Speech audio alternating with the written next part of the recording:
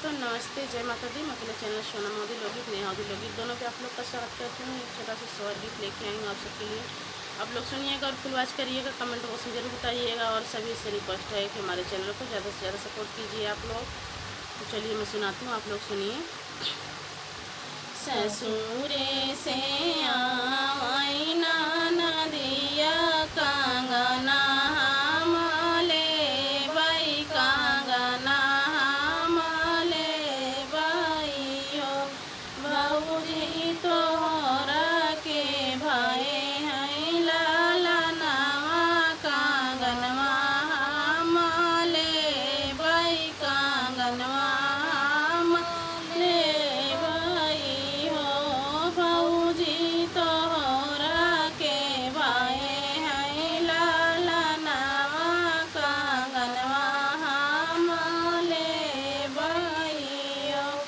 भीतरा से बोलै भाऊ जाइया ससुर सुनी लेत्या ससुर सुनी लेत्या हो ससुर दैना देत्या अपन बायलवा कांगनवा नाही देबै कांगनवा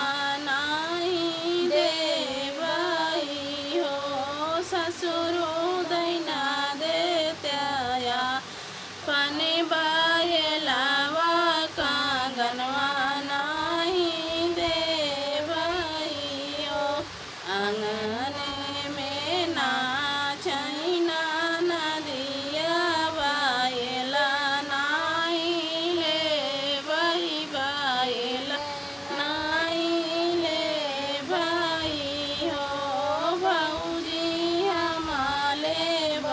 तोहरा कंगनामा भतीजवा खेलऊ भतीजवा खेलऊ भाई हो भौजी हमारे बई तोहरा कंगनामा भतीजवा खेलऊ बई भतीजवा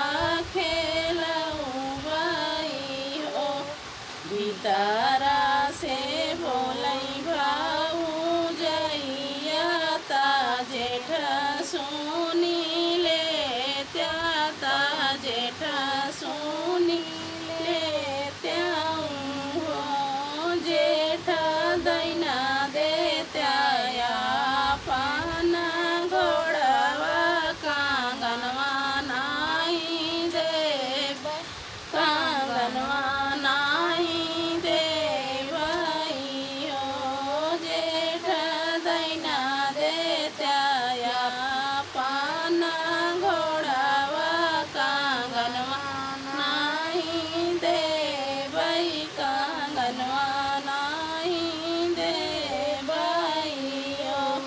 आंगन में नाचैना नदिया घोड़ा नाही लेबै ता घोड़ा नाही लेबै हो भौजी हम लेबै तोहरा कंगनावा भतीजवा सिसबै भतीजवा सिसबै हो भौजी हमारे बई तोहरा कंगनावा भतीजवा सिसबै भतीजवा सिसबै हो भीतरा